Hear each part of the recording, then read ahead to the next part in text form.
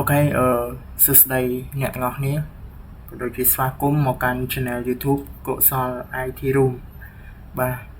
អញ្ចឹងថ្ងៃនេះយើងមកធ្វើការសិក្សាទៅលើមេរៀន Marketing របស់យើងទៀតដែលយើងតពី session មុនតពីវីដេអូមុនបាទអញ្ចឹងលោកមុនខ្ញុំបានធ្វើការនៅ install តាក់ទងជាមួយនឹងការ install កម្មវិធីដូចជាកម្មវិធី GNS3 ដែលជា GNS3 របស់យើងបានធ្វើការ install រួចរាល់ហើយក៏ប៉ុន្តែដូចជាមិនទាន់បានធ្វើការ import នៅឬក៏ download នៅឧបករណ៍ Marketing របស់យើងដើម្បីយកមកធ្វើការសិក្សារៀន configure ដូចជាខ្ញុំមិនទាន់បានធ្វើការ import អញ្ចឹងយើងតពីមេរៀនមុន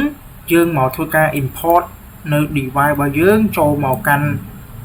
កម្មវិធី GNS3 របស់យើងអញ្ចឹងដើម្បីធ្វើការ import នៅ device យើងបានយើងធ្វើការ select នៅnew template by default នៅពេលដែលយើងបាន install រួចរាល់ដូចជា Marketing ដូចជា Winbox អីអត់មានទេមានតែ default ប្រហែលដូចជា Internet Suite Hub Cloud and NAT ប្រហែល device ប្រហែល option ហ្នឹងឯងអញ្ចឹងដើម្បីធ្វើការ import នៅ Marketing របស់យើងធ្វើការ select ទៅលើ new template មកអូខេអញ្ចឹងយើង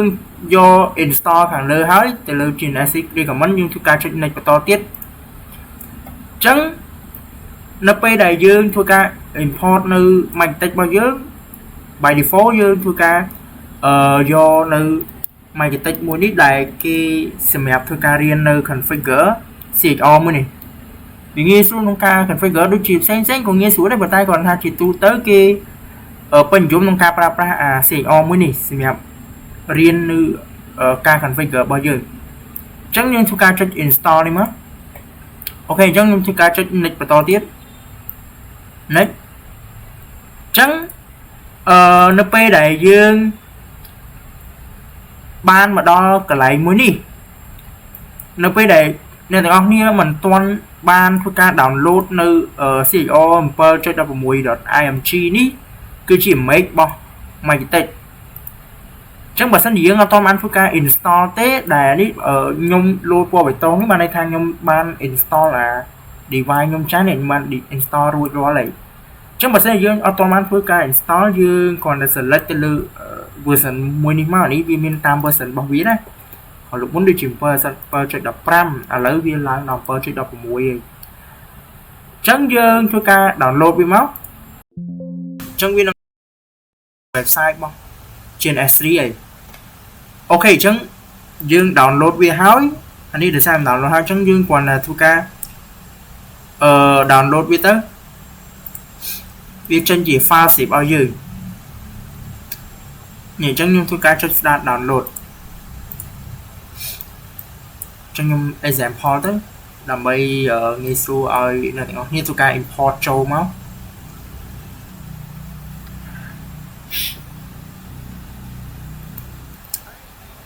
អូខេអញ្ចឹងនៅពេលដែលយើងបានធ្វើការ install វារួចរាល់ខ្ញុំធ្វើការ open ទៅកាន់ folder មួយខ្ញុំដែលបានធ្វើការ install ហ្នឹងអញ្ចឹងយើង extract វាចេញជា folder មកគ្រាន់តែ right click ទៅលើ folder ដែលយើងបាន download ហ្នឹងយើងយកពាក្យធ្វើការយើងយកពាក្យ extract all extract វាមកអូខេអញ្ចឹងយើងដឹងទីតាំងវានៅកន្លែងណា download compress and per ចុច 16 អញ្ចឹងខ្ញុំធ្វើការ copy ទីតាំងវាសិនមក share browse រហូតម្ដងទៀតអញ្ចឹងយើងនៅពេលយើង download ហើយយើងធ្វើការ import ឡើងនេះ import file ដែលយើងបាន download ហ្នឹងយើងធ្វើការចុច import មកអូខេដល់ពេលយើងវាអត់ដឹងថាយើងនៅណាអញ្ចឹងយើង copy អា location ដែលយើងបាន download មកហ្នឹងយកមកផាសវានៅក្នុងនេះណាវាទៅកាន់ទីតាំងហ្នឹងហើយខ្ញុំដឹងថានៅណាគាត់ថាខ្ញុំ share ទៅ browse ម្ដងទៀតអញ្ចឹងយើងគាត់ថា copy វាមកយើង select វា open មកគឺវានៅពេលដែលយើងអ្នកទាំងអស់គ្នាបានធ្វើការ download import ចូលអញ្ចឹងវានឹងចូលដូចខ្ញុំអំបញ្ញមិញអញ្ចឹងវា load ទៅជាពណ៌បៃតងហើយអញ្ចឹងយើងការចុច next មកគឺវាចូលទៅកន្លែង all device របស់យើងហើយចាអូខេអញ្ចឹងនៅពេលដែលយើងបានធ្វើការ import វារួចរាល់អញ្ចឹងយើងអានេះដោយសារជាប់អាចាស់មកខ្ញុំអញ្ចឹងខ្ញុំ ធ្វើការ stop នៅ Windows ខ្ញុំសិនដើម្បីបង្ហាញអ្នកនរគ្នាអំពីរបៀបនៃការ import ចូលបាទអញ្ចឹងនៅពេលដែលយើងបានធ្វើការ import នៅ Magitech CXR របស់យើងហើយខ្ញុំនឹងបង្ហាញឲ្យអ្នកទាំងអស់គ្នាធ្វើការadd នៅ Visual Machine របស់យើងនៅក្នុង VMware ចូលទៅកាន់កម្មវិធី GNS3 នេះ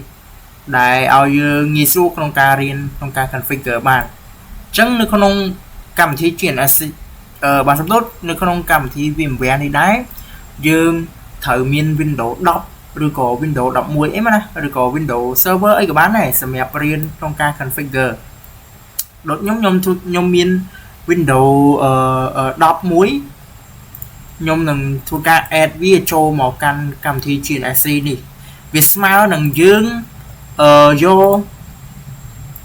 PC មួយសម្រាប់ធ្វើការ login ចូលទៅកាន់ router Magitech មួយនេះបានអញ្ចឹងបើសិនជាយើងអត់មាន device production ពិតប្រាកដទេឬអត់មានលុយក្នុងការទៅទិញទៅលើឧបករណ៍មួយនេះបានទេយើងអាចធ្វើបែបនេះបានយើងមាន Visual Machine ទៅសម្រាប់រៀនក្នុងការ configure បានចឹងដើម្បីធ្វើការ add នៅ Windows របស់យើងនេះនៅក្នុង VMware នេះចូលមកកាន់ GNS នេះបានខ្ញុំនឹងបង្ហាញអូខេអញ្ចឹងដើម្បីធ្វើការ add វាបាន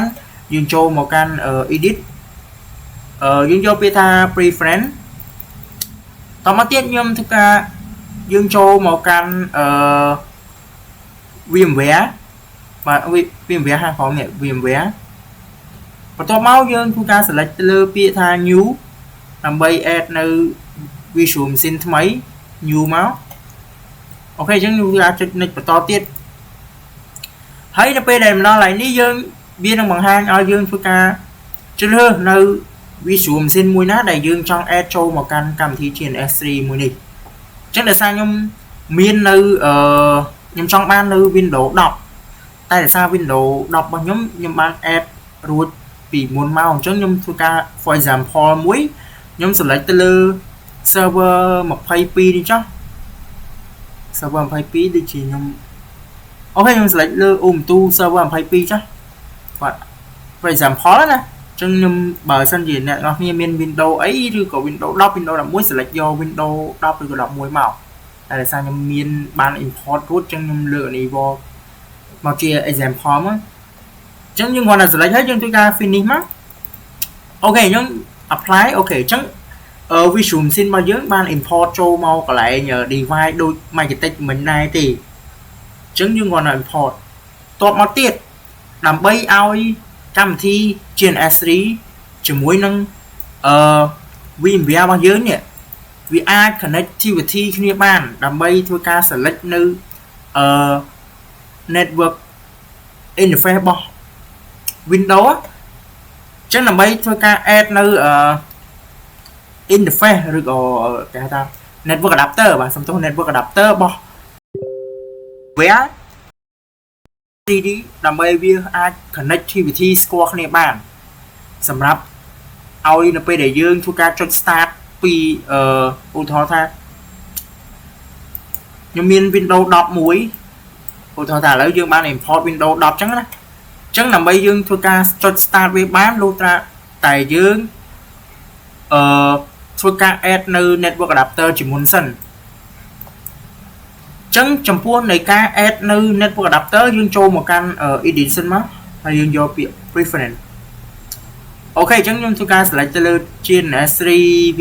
VMware យើងខាងក្រោមនេះបាទសំទោស VMware យើងតោះយើងចូលមកកាន់ advanced local setting តោះមកយើង select ទៅលើ network adapter ចំនួនប៉ុន្មានដែលយើងចង់ add មកវាដល់ពីលេខ19អញ្ចឹងនៅពេលដែលយើង add ហើយយើងចូលមក check network adapter នៅក្នុងម៉ាស៊ីនពិតរបស់យើងនេះចឹងវានឹងបង្ហាញនៅ network ចំនួននៅលេខដូចជា15 18ដែលយើងបាន select ចឹងបើសិនជាយើងចង់ add ត្រឹមចំនួន2 network adapter ទេយើង select ពីលេខ14ទៅដល់16ហើយយើងចុច configure អូខេអញ្ចឹងខ្ញុំធ្វើការ example មកដោយសារខ្ញុំមាន network 15 18ជាមួយនឹង19អញ្ចឹងខ្ញុំយក16 17ទៅកុំឲ្យវាជាន់ network adapter គ្នា តែបើសិនអ្នកនរគ្នាអត់ទាន់មានដូចខ្ញុំទេយើងគ្រាន់តែ select ទៅលើ15 11 17 18តាម network adapter ដែលយើងចង់បានមកអញ្ចឹងខ្ញុំធ្វើការចុច configure បន្ថែមនៅក្នុងម៉ាស៊ីនពិតរបស់យើងអានេះគ្រាន់តែវា add នៅលើម៉ាស៊ីនឲ្យ GNS3 ជាមួយនឹង VMware វាអាចធ្វើការទំនាក់ទំនងគ្នាបានអូខេអញ្ចឹងខ្ញុំចុច apply អូខេមកអញ្ចឹងវានឹងកើននៅចំនួន network adapter នៅខាងនេះអូខេវានឹងមក network adapter ហើយអូខេអញ្ចឹងនៅពេលដែលយើងបាន add រួចរាល់ខ្ញុំធ្វើការភ្ជាប់ Windows PC Windows 10នេះនៅក្នុង VMware ដែលយើងបាន import នឹងចូលមក Magnetic របស់យើងគឺ GNS3 បាទបន្ទាប់ GNS3 តោះមកយើងទាញ Magnetic របស់យើងចូលមកដើម្បីរៀន configure ទាំងអស់គ្នាអញ្ចឹងនៅលើ device preview នេះវាស្មើនឹងយើងយក PC ម៉ាស៊ីនពិតឬក៏ laptop ឬក៏ PC អីអាចធ្វើការភ្ជាប់ទៅកាន់Magnetic នេះបានវាដូចគ្នាហ្នឹងការ configure អត់មានខុសគ្នាគ្រាន់តែមួយវាជា visual machine មួយវាជា production device real device អូខេអញ្ចឹងខ្ញុំដើម្បីធ្វើការភ្ជាប់ខ្សែ network ពី PC មួយនេះទៅកាន់ Magnetic បានយើងធ្វើការ select ទៅលើខ្សែរបស់យើងហើយនេះនៅឆ្វេងដៃរូបខ្សែមួយនេះអញ្ចឹងយើង select មកហើយយើងធ្វើការភ្ជាប់មកកាន់ Windows 10 យើង select ទៅលើ interface 0ដោយសារនៅលើPC មួយនេះវាមានតែមួយ port network ទេអញ្ចឹងយើងធ្វើការ select ទៅលើ Magnetic មកជ្រើសរើសនៅ port មួយណាដែលយើងបានដឹងពីមុនណាចាប់ពីលេខ2រហូតដល់លេខ8អញ្ចឹង port មួយណាដែលយើងអាចភ្ជាប់ PC បាន port មួយណាក៏បានដែរចាប់ពីលេខ2រហូតដល់8អញ្ចឹងជាទូទៅ port ទី1គឺយើងសម្រាប់ធ្វើការអូស internet ចូលមកកាន់ router Magnetic ចំណែក port ទី2រហូតដល់ port ទី8សម្រាប់ធ្វើការ configure នៅ LAN នីមួយៗបានតែនៅលើ VMware នេះបាទសំដៅនៅលើ GNS3 នេះមិនមែនមានតែ8 port នេះទេយើងអាច add port បន្ថែមបានអញ្ចឹងថ្ងៃក្រោយខ្ញុំនឹងការបង្ហាញតែគ្រាន់ថាយើងរៀនតែ8 port ហ្នឹងយើង config អស់មកបើសិនជាយើងចង់ add យើងអាច configure វាបាន configure មកយើងចូលមកកន្លែង network មកយើងអាច add បន្ថែមបានហើយនេះ adapter នេះអូខេអញ្ចឹងខ្ញុំបានបង្ហាញអំពីរបៀបនៃការ import របៀបនៃការ add នៅ Magnetic របៀបនៃការadd network adapter អញ្ចឹងខ្ញុំបញ្ជាក់មួយទៀតបើសិនជាយើងអត់ទាន់បាន add នៅ network adapter ដែលខ្ញុំបានបង្ហាញមិញទេយើងអត់អាចធ្វើការ select ឬ port select ឬconnect យើងអាចធ្វើការ connect វាជាប់បានទេដោយសារវាអត់ទាន់ស្គាល់គ្នាជាមួយនឹងGNS3 ជាមួយនឹង VMware ទេអញ្ចឹងដើម្បីវាស្គាល់គ្នាលុះតាតែយើង add នៅ network adapter ដែលខ្ញុំបានបង្ហាញមិញហ្នឹងអូខេអញ្ចឹង device ដែលយើងបាន import ហ្នឹងគឺវាបានយើងអាចបាន add នៅក្នុង GNS3 បានហើយអញ្ចឹងខ្ញុំធ្វើការ select all device ដែលខ្ញុំបាន add ខ្ញុំចុច start ដើម្បី configure អញ្ចឹងគ្រាន់តែយើងធ្វើការចុច start ភ្លាមវានៅក្នុង Windows នៅក្នុង VMware នេះគឺវា start automatically ដែរដោយសារវាស្គាល់គ្នាអ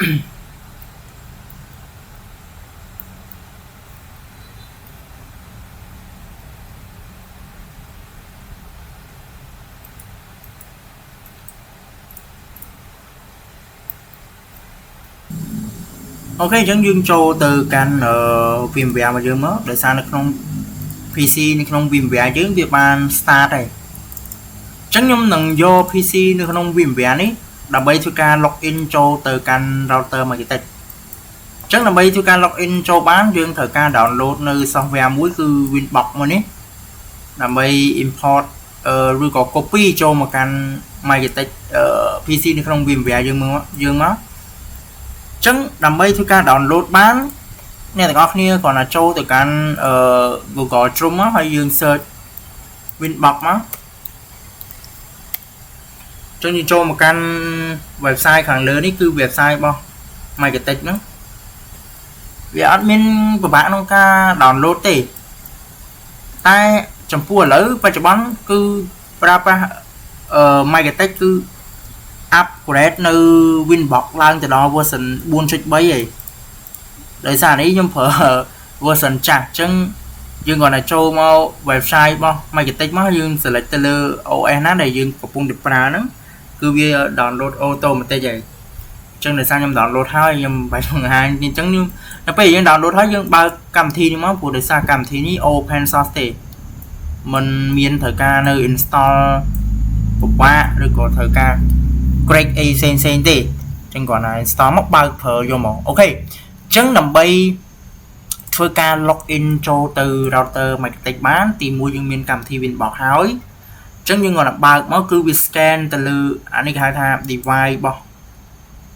device Microtek របស់យើងនេះ CR របស់យើងអញ្ចឹងបើសិនជាយើងធ្វើការដោតនៅ connect ទៅកាន់ product real ឬក៏ device real Microtek ដែលយើងមាន device ពិតប្រាកដគឺកន្លែងនេះវាបង្ហាញដូចជា router board វាចេញជា model CHR ឯងអូខេអញ្ចឹងយើងការ session មុនយើងបានបង្ហាញអំពីខ្លះការនៃការរបៀបនៃការ access ចូលទៅកាន់ router Microtek តាមរយៈ Winbox ឥឡូវយើងចូលទៅកាន់ Winbox ហើយអញ្ចឹងទី1ការ access ចូលទៅកាន់ router Microtek ហ្នឹងគឺតាមរយៈ Winbox អញ្ចឹងយើងអាច access ចូលបានតាមរយៈទី1គឺតាមរយៈ IP address default របស់វាគឺ 192.168.8.1 អានេះគឺជា IP default របស់ Microtek តែឥឡូវយើងត្រូវដឹងសិនថារបៀបនៃការ access ចូលទៅកាន់ router Microtek ហ្នឹងតាមរយៈ IP address បានយើង access ចូលតាមរយៈ IP address បានលុះត្រាតែ router របស់យើងនេះមាន IP address និង PC ក៏ត្រូវមាន IP address ដែរបើសិនជាមានតែម្ខាងហើយម្ខាងទៀតអត់មានក៏មិនអាចអនុញ្ញាតឲ្យយើង access ចូលទៅកាន់ router Microtek បានដែរអញ្ចឹងដើម្បីធ្វើការ access ចូលទៅកាន់ Microtek បានតាមរយៈ IP address លុះត្រាតែមាន IP address ទាំងសងខាងអញ្ចឹងជា default គឺ MAC address អាចធ្វើការឲ្យយើង login ចូលទៅមិនតម្រូវឲ្យយើងអញ្ចឹងដើម្បី login បានយើងគ្រាន់តែ select ទៅកាន់ MAC address មកហើយយើងធ្វើការ login នេះ select MAC address ខាងលើនេះខាងក្រោមដូចក៏អត់ចូលដោយសារនេះ default របស់ IP address អញ្ចឹងយើងត្រូវ select ទៅលើ MAC address យើងធ្វើការ connect ចូល plug អូខេនេះជា dash UI ឬក៏ interface របស់ Winbox ដែលអាចអនុញ្ញាតឲ្យយើងធ្វើការរៀននៅ config នៅ Microtek យើងបានដូចជាយើងអាចធ្វើការ config តាក់ទងមួយ Wi-Fi តែខ្ញុំបញ្ជាក់មួយទៀតចំពោះ Microtek របស់ Microtek នៅក្នុង GNS3 របស់យើងនេះគឺវាមិនមាន function wireless ទេព្រោះតែយើងទៅទិញនៅ device Microtek real បានវាមាន function នៅWi-Fi ឬក៏ access point នឹងខ្ញុំបញ្ជាក់នៅមានតទៀតតែចំពោះ function ផ្សេងៗដូចជា block ដូចជាធ្វើ NAT ដូចជាធ្វើ route មានដូចគ្នានៅលើ production ចឹងអូខេអញ្ចឹងយើងបាច់បកស្រាយវិញហើយយើងខ្ញុំពីមក detail តាក់ទងមួយ Winbox យើងវិញអញ្ចឹងនៅពេលអានេះគឺយើងអាចធ្វើការ login ឬក៏ access ចូលទៅកាន់ router Microtek ណាតាមរយៈ MAC address គឺវា success ហើយអូខេអញ្ចឹងដើម្បីធ្វើការ login ឬក៏ access ចូលទៅកាន់ router តាមរយៈ IP address យើងត្រូវ config ខ្លះអញ្ចឹងគាត់ថាធ្វើតាមខ្ញុំសិនមកជំហានដំបូងយើងចូលមកកាន់ IP យើងចូលមកកាន់ address អញ្ចឹងអាហ្នឹងខ្ញុំបង្ហាញ detail ឬក៏បញ្យល់ឲ្យច្បាស់នៅមានបន្ទាប់អានេះខ្ញុំគាត់ថាធ្វើតាមខ្ញុំមកអត់ដឹងថារបៀបនៃការ access ចូលតាមរយៈ IP ហ្នឹងគឺត្រូវធ្វើបែបម៉េចអញ្ចឹងយើងគ្រាន់តែចូល IP address យើងកំណត់ IP address លេងមួយសិនមកចុច192.168.1អញ្ចឹងយើងមើលនៅលើ interface នេះដើម្បីចំណាំ ចឹងនៅមើល PC របស់យើងធ្វើការ connect ទៅកាន់ router Magitek ហ្នឹងតាមរយៈ port ទីម៉ាទី2អញ្ចឹងយើងគ្រាន់តែធ្វើការ add នៅ IP លេខ2កន្លែងនេះ .1/24 អញ្ចឹងកន្លែងនេះគ្រាន់តែធ្វើការកំណត់តាមខ្ញុំសិនមកចាំខ្ញុំ detail នៅវីដេអូបន្ទាប់អូខេអញ្ចឹងយើងមើលកន្លែងនេះយើងធ្វើការយក PC របស់យើងមិន connect ទៅកាន់ port ទី2យើងកំណត់នៅ interface ទី2ហើយចុច apply អូខេ1/24មួយទៀតលឿនពេកមិញចុច2អូខេតមកយើងទៅលើ interface ហ្នឹងវាមាន IP address អញ្ចឹងយើងត្រូវទៅបោះ IP ទៅឲ្យ client របស់យើងបោះពី GNS បាទសំទោសពី Magitek របស់យើងមកឲ្យ PC របស់យើងដើម្បី get នៅ IP address បើសិនជាមាន IP address តែ router PC admin ក៏អាច access ចូលបានដែរអូខេអញ្ចឹងយើង select ទៅលើ interface ណាដែលយើងបានកំណត់មិញការចុច next រហូតទៅណាចាំខ្ញុំនៅបញ្ចូលនៅបន្ទាប់ប៉ុន្តែនេះដូចខ្ញុំបញ្ជាក់ហ្នឹងឲ្យយល់ដឹងអំពីរបៀបនៃការ access ចូលតាមរយៈ IP address និង mail address គេធ្វើរបៀបម៉េច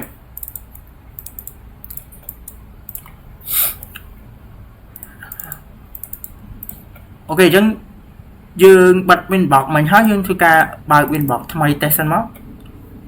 អញ្ចឹងយើងទៅ check មើលថា PC របស់យើង get IP ដែលយើងបានកំណត់មិញអត់យើង check មើលសិនមកឡើយ network adapter របស់យើងនៅក្នុង VMware មិនបើកនៅក្នុង Visual ម៉ាស៊ីនពិតទេណានេះ IP ដែលយើងបានកំណត់គឺវាត្រឹមត្រូវហើយ IP address តែកតុយ